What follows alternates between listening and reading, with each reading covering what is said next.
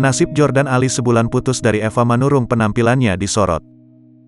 Sudah sebulan Jordan Ali putus kontak dengan Eva Manurung. Rupanya Jordan Ali menunjukkan kemantapan hatinya untuk bangkit lagi. Jordan Ali menyatakan kelegaannya setelah selama ini seperti burung dalam sangkar. Pantang hancur putus dari Eva Manurung, kini Jordan Ali siap menata kehidupannya yang baru. Sebulan putus dari Eva Manurung, Jordan Ali sudah bangkit dari patah hatinya. Dia mampu membuktikan diri bisa hidup tanpa bayang-bayang Eva Manurung. 1 bulan berselang, Jordan Ali nampaknya sudah bisa bangkit dari patah hatinya. Dikutip dari akun Instagramnya pada @Jordan Ali seolah mengisyaratkan telah move on dari Eva Manurung.